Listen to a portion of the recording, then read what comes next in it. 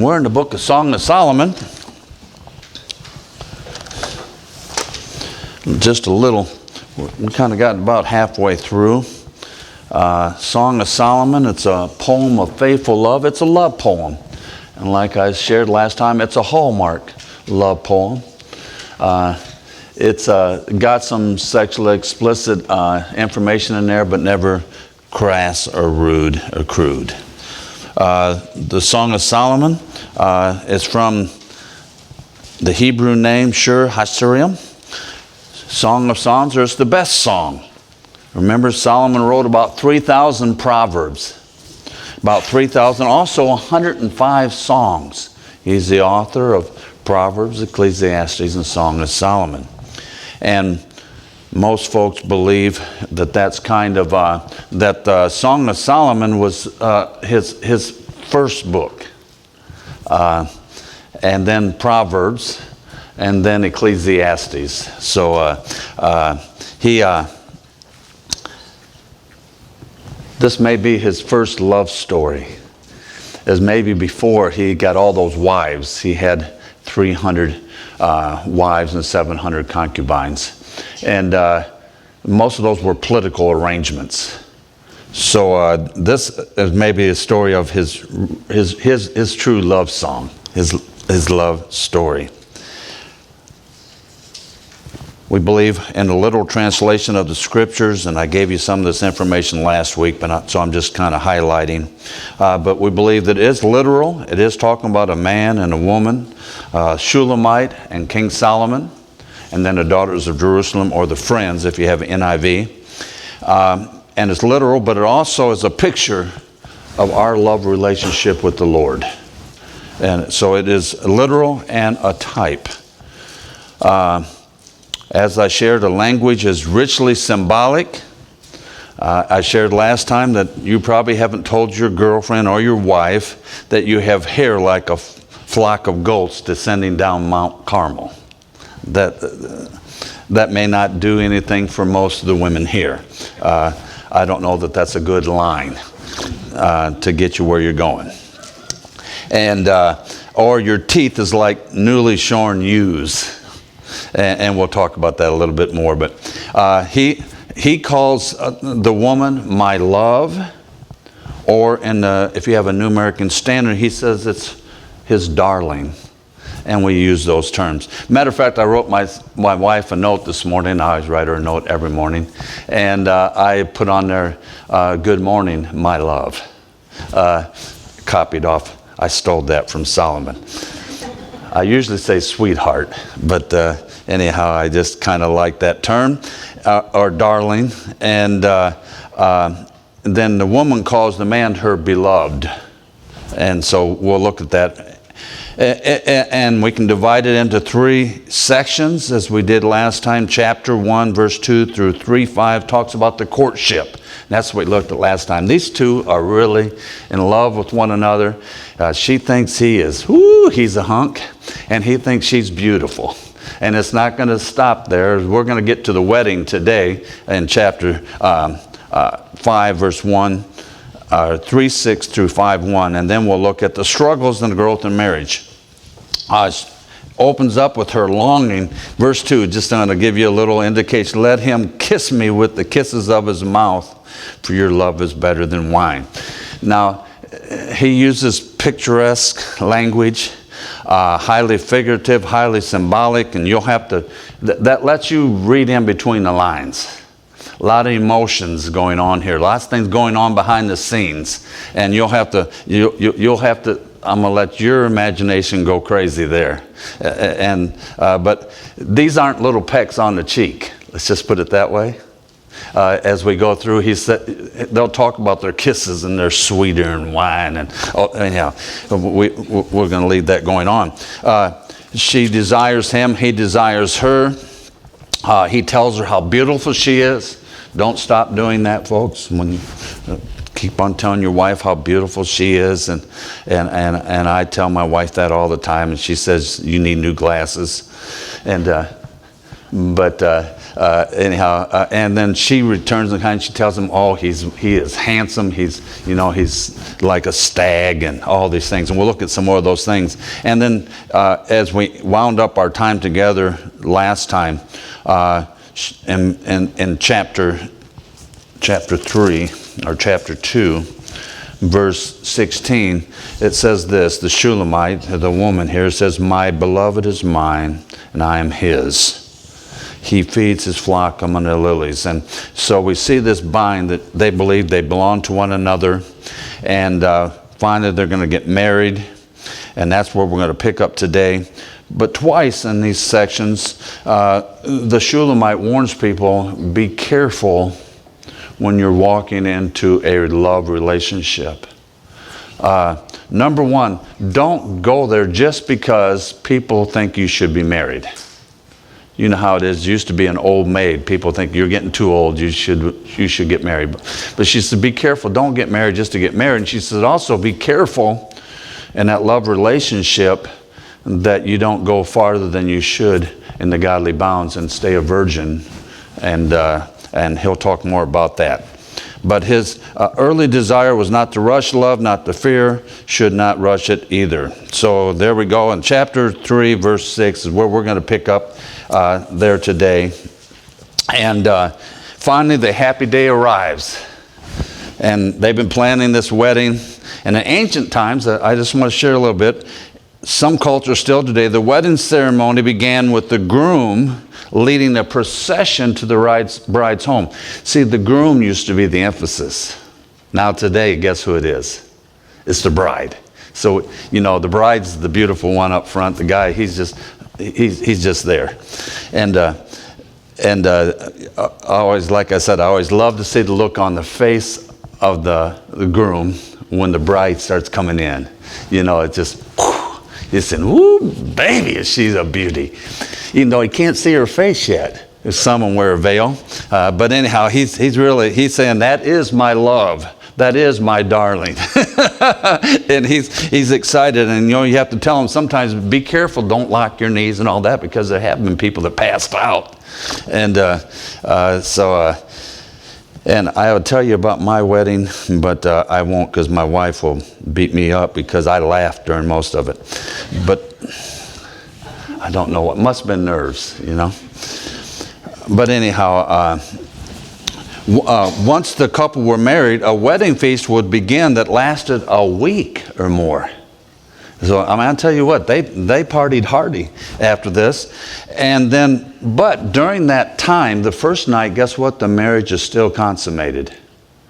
And there's some things that we won't get into there about that wedding night.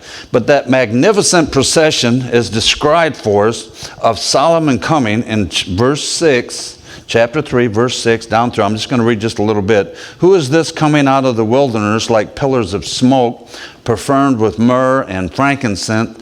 See, it's this. I see this as, like that cloud stuff coming up underneath, and we got this guy coming in, and it's really, it's a dazzling halftime show, like one of those. Perfumed with myrrh and frankincense, with all the merchants' fragrant powders. He looks good, remember, and he smells good.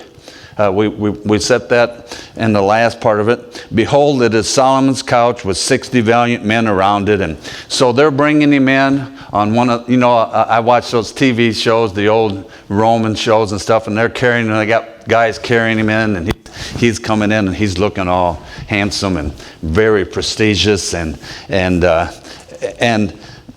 he's been escorted by people, and he's very important. And verse 9, of the wood of Lebanon, Solomon the king made himself a palanquin. He made its pillars of silver and supported of gold. Remember, he's rich, he's handsome, he's the king, man. And he's coming forth for the wedding. And then after the wedding procession there in verses 6 through 11 in chapter 4, he starts talking about his bride. And well, this is beautiful. Behold, you are fair, my love. Behold, you are fair. You have dove's eyes behind your veil. I looked into dove's eyes, but I'm not exactly sure. So what he's talking about there is she has soft, gentle eyes. Just lovely. You know what I think? I think of Jacob and Rachel. And how he loved her, and it makes comments about her eyes. Your hair is like a flock of goats, and she's got beautiful flowing dark hair now. Remember where you're at. This is in Israel, and these are Jewish folks, dark. Remember, she has dark skin. She's been out in the sun. She's worked in the vineyards. We started in the first chapters. Matter of fact, she was concerned that she hadn't taken as good a care of her skin and her face and complexion that she should have. And I told you, that's natural, right? That's a woman. Get her in front of the mirror. She's got to get all prettied up. And like I told you last time, if the barn needs painted, paint it. And it goes on. Going down from Mount Gilead, your teeth are like flock of shorn sheep which have come up from the washing. So she's got her teeth pretty and clean. She uses the new kind of toothpaste, that keeps your teeth bright, white, and clean. And there's none missing. That's what it says. And none is barren among them. I listened to an Alan Jackson song about being married to a waitress who's got her front tooth missing. And anyhow, that's a crazy song, and don't listen to it. I'm not promoting it. It's not anything bad, but it's crazy. Your lips are like strand of scarlet. Now, I remember a while back when we were going to Amy's, and they had a waitress that always wore red lipstick. Not always, most of the time. And I used to always tease her about her red lipstick. So that's what this lady's got, scarlet lipstick on. He says, your mouth is lovely, your cheeks, your dimples are beautiful, and your neck is like a tower David built for an armory, and he thinks she's got beautiful skin on her neck. And he checks her up from, guess what, from toes right on up. Because it even says this, now hang on to this one now, your two breasts are like two fawns, twins of a gazelle, which feeding among the lilies. So he checks her out, and he says, man, you're just as beautiful today as you always have been. And he's just in love with her, and he loves the way she looks. And then he says in verse 7, you are all fair, my love, and there's no spot in you. I like the way the New American translates that. It says, you are altogether beautiful, my darling, and there's no blemish in you. You know the old saying, what? Love is what? Yeah, there we go. It doesn't make any difference what everybody else thinks. He thinks she's what? Beautiful. She thinks he is handsome. That's all it counts, right? They're in love with one another. Love is in the eyes of the beholder, and he tells his bride and that his heart is completely hers.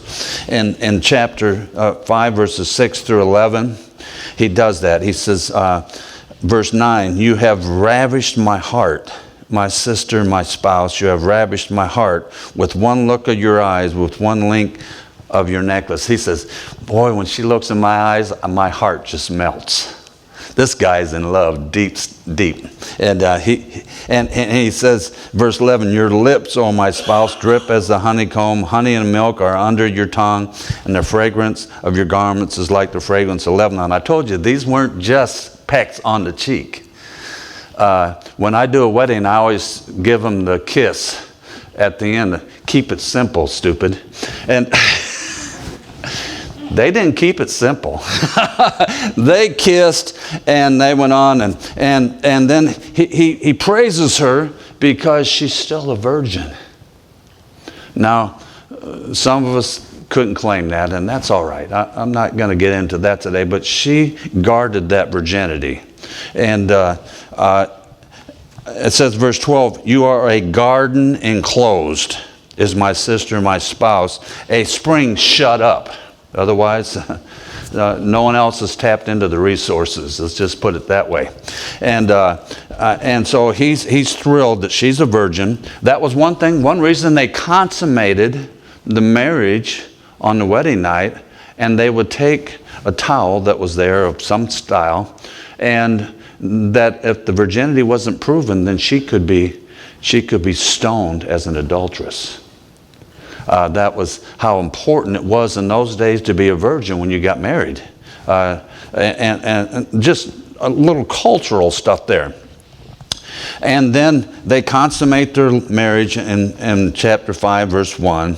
He said, I have come to my garden, my sister, my spouse. I have gathered my myrrh with my spice. I have eaten my honeycomb with my honey. I have drunk my wine with my milk. And the Lord blesses that.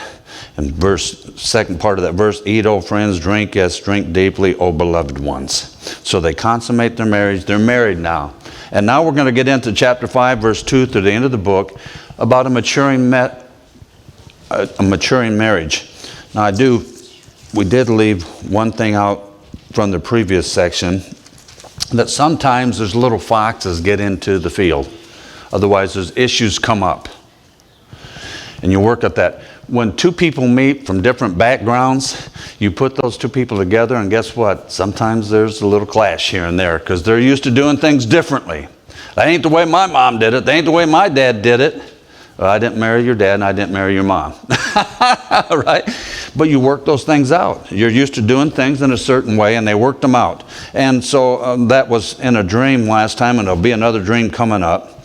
The Shulamite, as a matter of fact, in verse 2, says, I slept, but my heart is awake. Otherwise, I was asleep, but I'm dreaming. And this thing's taking place. And we're going to see an issue come up. I don't know. They have some kind of lover's spat. I don't know how long this was afterward, but anyhow. I slept, but my heart is awake. It is the voice of my beloved. He knocks, saying, open for me, my sister, my love, my dove, my perfect one. He's laying it on her. Somewhere along the line, they've had a little spat.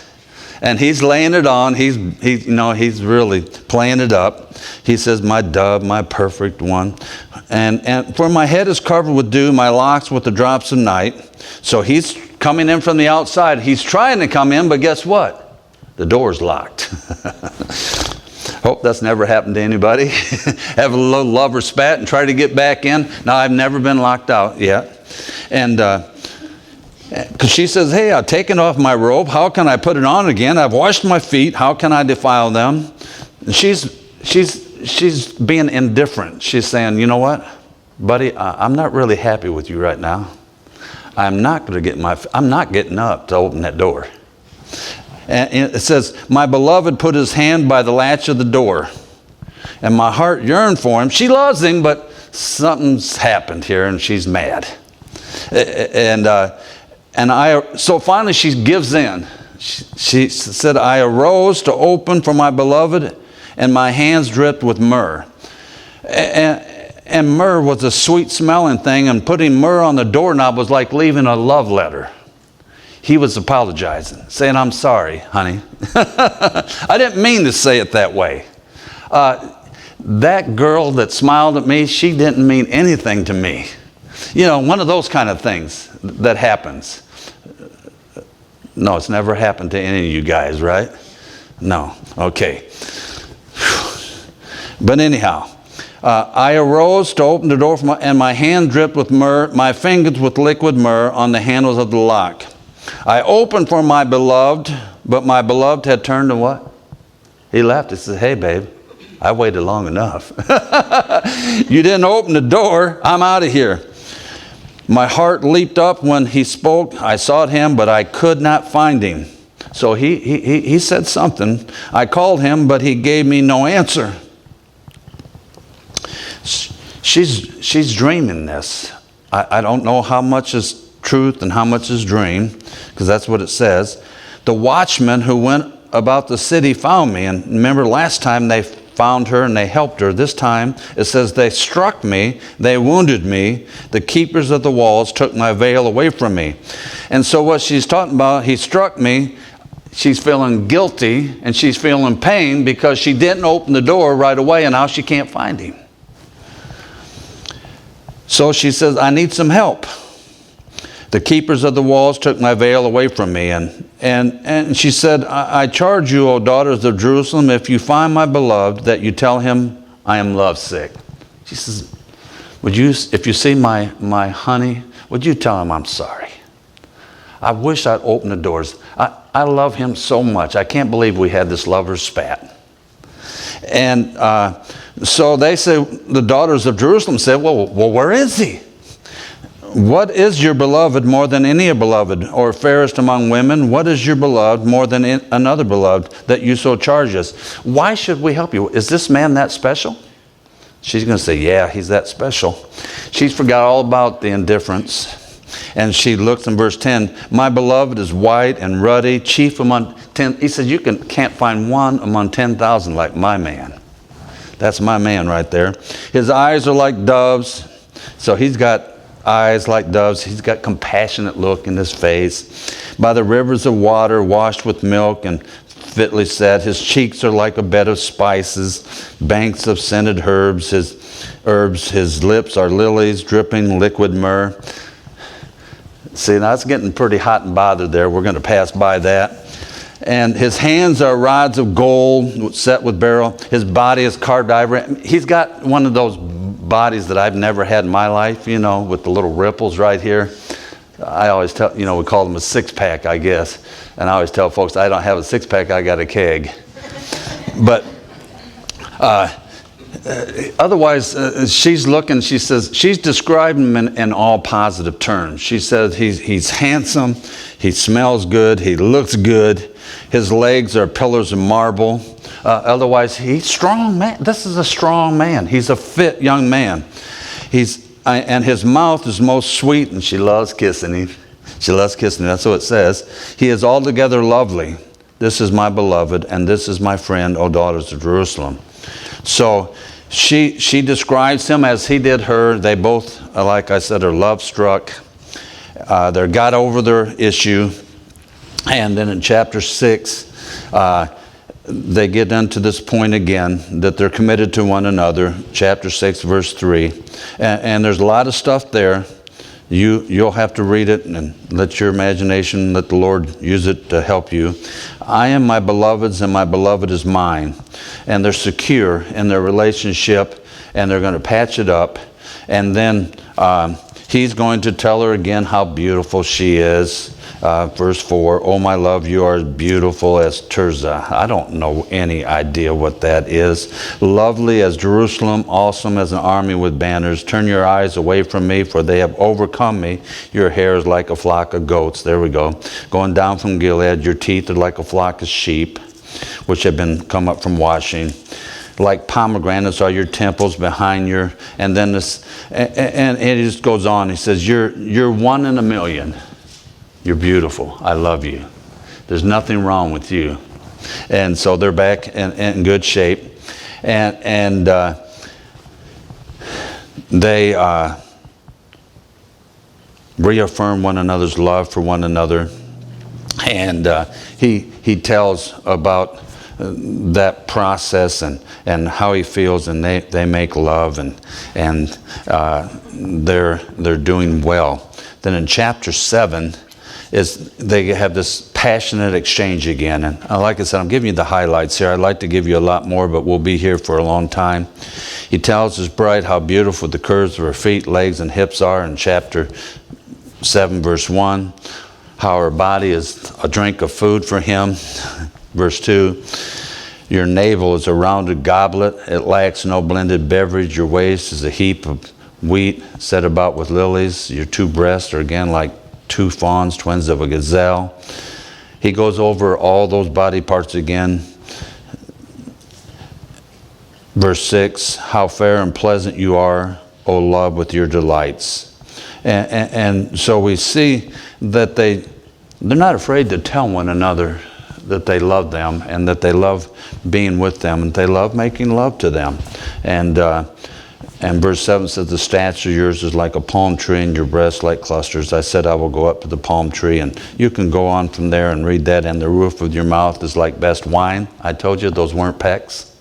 Those are real kisses. And things are going smoothly now. I'm going to tell you what, in marriage relationships, things can go up and down. And that can happen. I've had mostly ups. I've been blessed. But there has been a couple downs where you're lucky if you get a peck, buddy. Just a little kiss. And sometimes that's because, you say things that have been taken out of context or wrongly, and sometimes you just say things that are stupid, and I've had to go say that, man, that was stupid, I'm sorry, I didn't mean that. She said, well, you shouldn't have said, anyhow.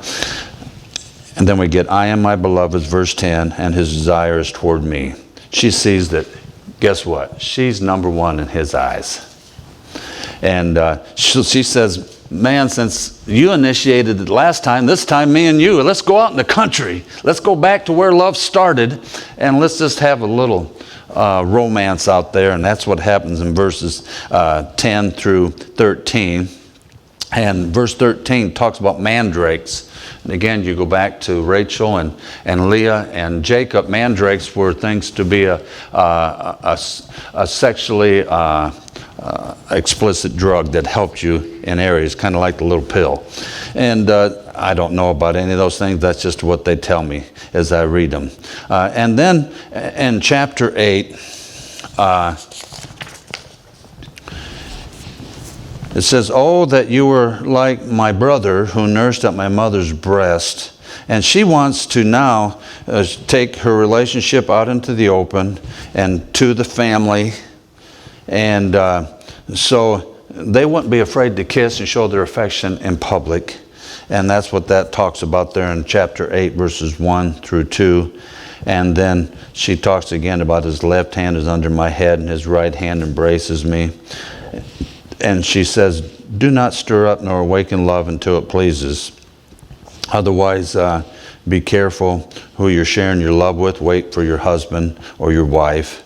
And then they describe him coming back in verse 5. Who is this coming up from the wilderness, leaning upon her beloved? We see these two been on a romantic getaway. They've been on a romantic getaway. They come back and they can just see they're both Twitter-pated. Like I said, if you watch Disney, you'll get that one. And they can see he loves her and she loves him.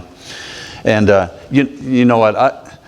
I see folks, I told you I'm people watchers, and I see some folks, senior citizens, get out of the car. He gets out, goes around, opens the door for her. You know, they'll walk into the store holding hands. And that's the sweet. But usually it's this way. The husband gets out, he heads for the store, and the wife's still trying to get out the door. He's already in the store. He's looking around going, I know I had a wife once. Anyhow, this couple's not that way. They're holding hands, they're kissing, they let people know they love them. And I think that's important to your children, to let them know that you affectionately love your wife and you affectionately love your husband. I think it's very good for them. He says, set me as a seal upon your heart. She wants to be number one in his thoughts. Verse 6. Chapter 8, as a seal upon your arm, otherwise actions. My wife likes to get hugged. And I like hugs. I don't know about you, but I like hugs. And I'm talking about real hugs, you know. Woo! And, you know, we get hugs we could do church family hugs. That's different than real hugs. And she wants to be that to him. She says, because love has a bond that's as strong as death. Remember? On death to us till we part. And she says, there's no way, even the flames of fire can't put out the love I have for you. And God has given us that love for a woman or for a man, and praise God for it. It says many waters cannot quench it. You can't drown it out. And all the wealth of this house, it would be utterly despised. You can't buy love, right? You can't buy love. You can't. It's not there. And remember, this is written at a time where most folks did not have an opportunity to pick their spouse. Their spouse was picked for them. And that's a little different. And then the family there shares about how blessed they were to see her a virgin when she got married and has a fine husband. And verse 12 of chapter 8, my own vineyard is before me. You, O Solomon, may have 1,000, and those who tend its fruit 200. But she says, you dwell in the gardens. The companions listen for your voice. Let me hear it. And that's what he says. You're still my favorite vineyard. She says, even though you may have had thousands of loves, I'm still your woman. And verse 14, make haste, my beloved, and be like a gazelle or a young stag on the mountains of spices. She still thinks he is wonderful. And that's the highlights of Solomon, Song of Solomon. Get a chance, read that through, study it. There's some good studies on that. There's a lot of stuff. We could have spent a lot of time in there. And but I do want to give you a couple things from the Song of Solomon as we wind down. Number one, the need for personal attention.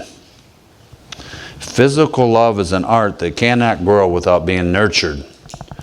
Now, listen to this. It requires emotional intimacy. Emotional intimacy. The enjoyment of being with one another. I love being with my wife. I like being with her better than any other person on this earth. I did say on this earth. I love being with my wife. She knows that. If I want my physical enjoyment to improve, I enjoy connecting with her emotionally. Get on the same page she's at. She's emotionally stressed out. There's some things I know that I need to rule out. Right? That's just the way it is. Women think from that side of the brain of emotions. They are emotional. Now, not everyone's exactly the same, but that's good. Men are more factual. They think for the other side of the brain. But if you want to relate to the emotional side of that woman, you better get your emotions in gear and be a little romantic, right? Be a little romantic. Sharing life and love and mutual interest. It depends on knowing and understand one another deeply. Otherwise, what does my wife like? What does she enjoy? Those kind of things. I told you when I married my wife, she didn't like diamonds. But remember, women change.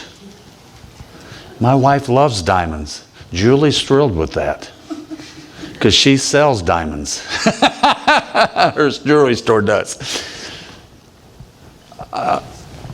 I just learned to buy diamonds. Like I shared before, one time I believe, we used to have these conferences when I was with New Tribes, and we had a husband-wife marriage conference thing, and this guy says, I buy my wife roses for every special event. His wife leaned over to the wife of another one of the ladies there, and she says, I don't even like roses.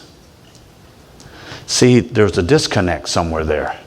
What kind of flowers did she like? Now, this fellow, his wife, Martha, Jim and Martha, he bought her the same flowers. I don't know what they're called. They got little bitty balls on the end of them, and they hang down, and they get them. And my wife hates those things.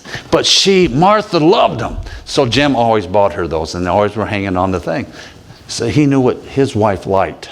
He tells a story. He says, when we were young, my wife used to like to burn incense when we were making love. He said, so one day I lit up that incense. She says, why are you putting that stinking stuff on? See? Be in touch with your wife. Know how she changes. Wives, be in touch with your husband. And those kind of things. The need for leisure, creativity, enjoyment, and playfulness only blossom in a relationship when they're cultivated in the soil of time. Take time for your spouse.